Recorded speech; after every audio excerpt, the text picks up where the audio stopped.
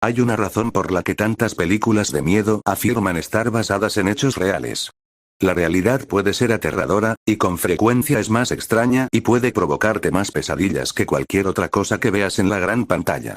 Aquí hay 7 historias que parecen sacadas de películas de terror, excepto que resultan mucho más inquietantes. Porque son completamente ciertas.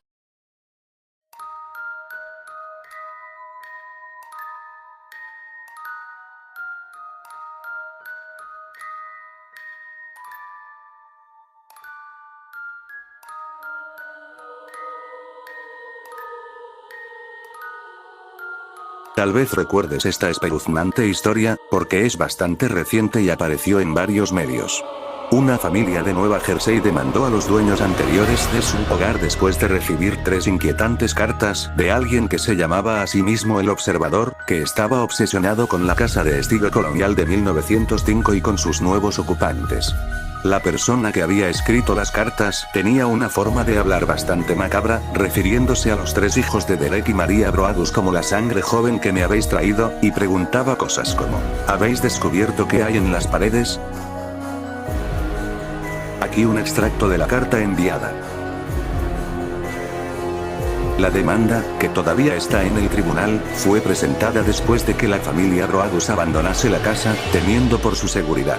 El motivo es que los dueños anteriores sabían del Observador, pero no se molestaron en advertirles de antemano. La casa se puso a la venta en febrero de 2015, pero el anuncio se eliminó después de que la historia comenzase a atraer la atención de los medios.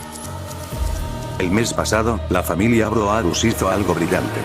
Como nadie quería pagar $1 millón por una casa así, solicitaron un permiso a la Junta de Planificación para demoler la casa y reemplazarla con 2 nuevas viviendas.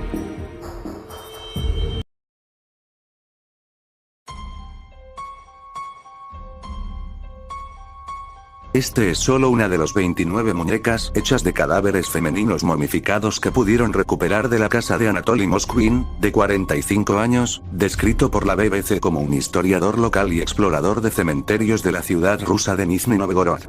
Cada muñeca humana estaba cuidadosamente vestida, con las manos y la cara cubiertas de tela. Algunas estaban posadas en muebles. Otras en estanterías. Uno de los cuerpos tenía forma de oso de peluche, y tenía una cabeza de peluche sobre el cuello. The Mirror informó que los cadáveres eran de niñas de 3 a 12 años, robados de docenas de tumbas, y afirma que Moskvin tenía una idea en mente al reunir su colección. Moskvin, que habla 13 idiomas y algunos lo han descrito como un genio, también les puso nombres a los cadáveres momificados y organizó fiestas de cumpleaños para ellos. Moskvin también recopiló información actualizada sobre las vidas de cada niña que había desenterrado, y había impreso instrucciones sobre cómo fabricar muñecos con restos humanos.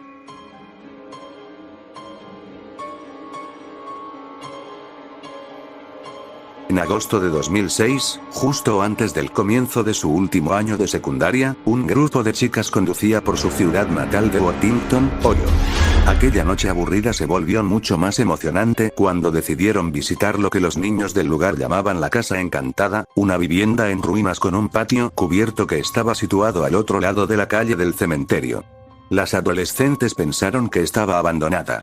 Y estaban, lamentablemente, bastante equivocadas.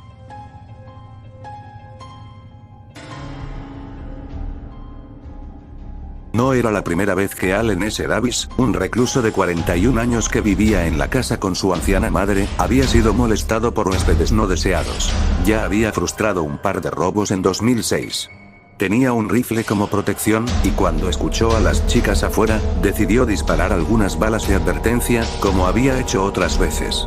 Pero esta vez, una bala acabó en la cabeza de Rachel Barezinski, de 17 años. Milagrosamente, sobrevivió, y el consiguiente caso dividió a la comunidad. Algunas personas creían que Davis probablemente tenía algún tipo de enfermedad mental, pero aún así tenía derecho a proteger su propiedad.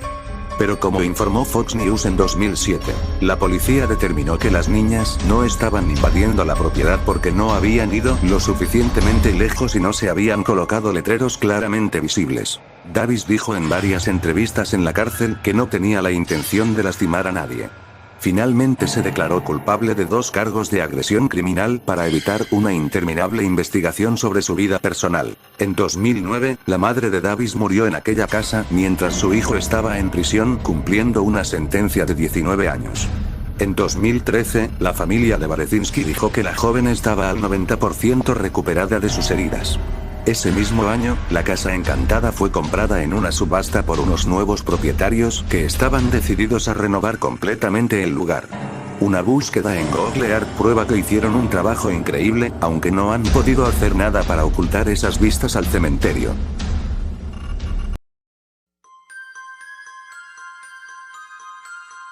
En julio de 1976, 26 niños de 5 a 14 años viajaban en su autobús escolar, y se dirigían a casa después del último día de clases de verano en Chowchilla, California.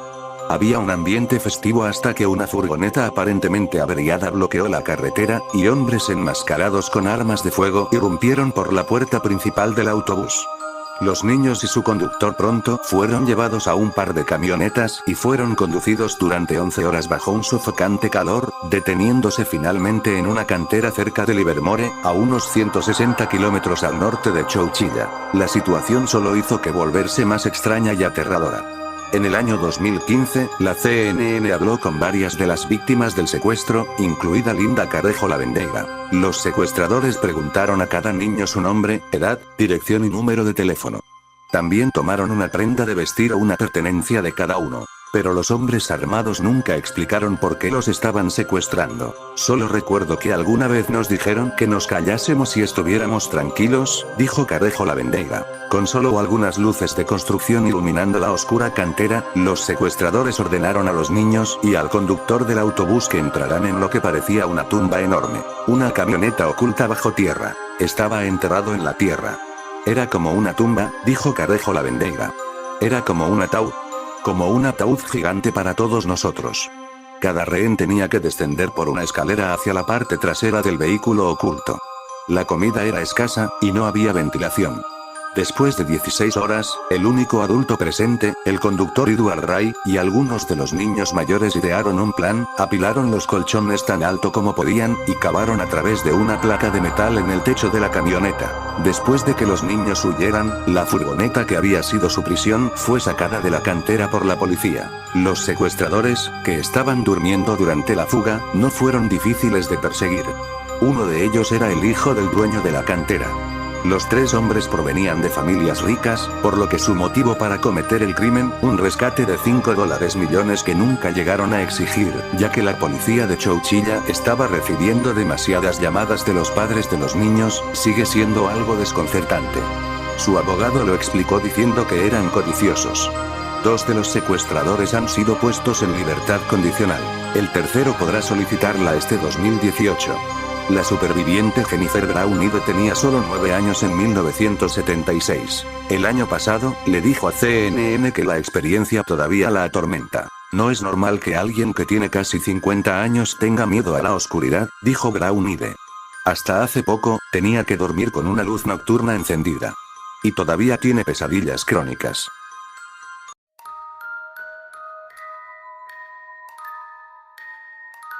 Albert Fish fue un pederasta, torturador, tenía un conjunto de aparatos que denominaba instrumentos del infierno, incluido un cuchillo de carnicero, asesino en serie, fetichista de las heces, caníbal y además se automutilaba. Pero tenía un rasgo más despreciable que lo elevó de un simple monstruo a algo aún peor, su necesidad de regocijarse.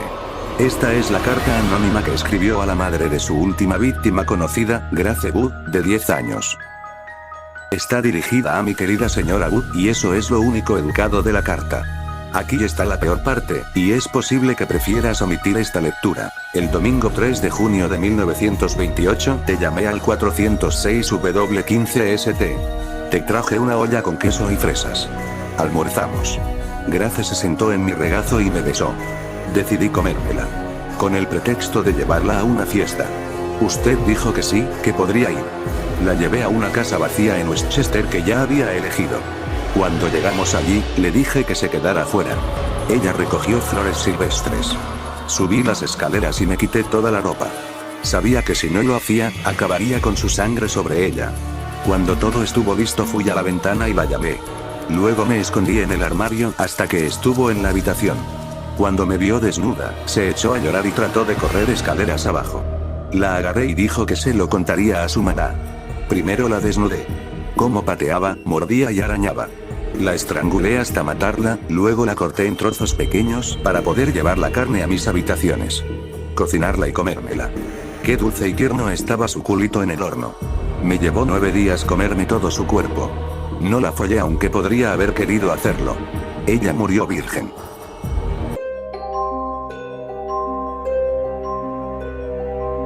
Las muertes ocurridas en cruceros aparecen en las noticias con una frecuencia inquietante. Uno de los primeros en alcanzar bastante notoriedad fue el asesinato de la actriz inglesa Elaine Gibson, también conocida por su nombre artístico, Gay Gibson. En 1947, la joven de 21 años regresaba a Inglaterra desde Sudáfrica a bordo del castillo de Durban, recién estrenada en una producción de la obra de Golden Boy de Clifford Odets. Nunca llegó a su camarote, después de haber llamado la atención de James Camp, un marinero, cuya reputación como mujeriego le valió el apodo de Don Jimmy. Sin embargo, parece que sus compañeros de tripulación no se dieron cuenta de que sus conquistas rara vez estaban dispuestas a ello. La historia de Camp cambió varias veces al ser interrogado por la policía, pero en un momento admitió haber empujado el cadáver de la joven a través del ojo de buey de su camarote. Incluso sin un cuerpo, había suficientes pruebas para condenarlo. Su sentencia de muerte finalmente fue conmutada por la de cadena perpetua, y luego fue puesto en libertad condicional, a pesar de que desde entonces había sido acusado de violación por otras mujeres que habían sido pasajeras a bordo del castillo de Durban. En 1967 fue arrestado de nuevo, por atacar a una niña de 13 años, pero no fue hasta después de atacar a otras 3 jóvenes, cuando finalmente fue encarcelado de nuevo.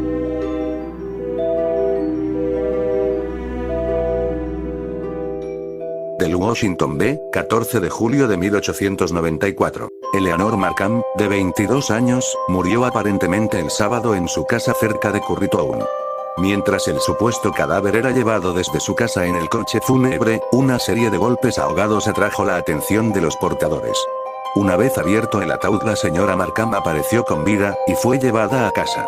La señora Markham dijo que era consciente en todo momento de lo que ocurría mientras la enterraban, pero no podía hacer nada hasta ese momento final. El Anderson Intelligencer de Carolina del Sur consiguió contactar con la no fallecida Eleanor Markham para recordar su terrible experiencia. Estuve consciente todo el tiempo que estaban haciendo los preparativos para enterrarme, y el horror de mi situación es indescriptible. Le pedí a Dios que me diera fuerzas para poder golpear la tapa una vez más y tuve éxito. Al principio me imaginé que los portadores no me oirían, pero cuando sentí que uno de los extremos del ataúd se abría repentinamente, supe que me habían escuchado.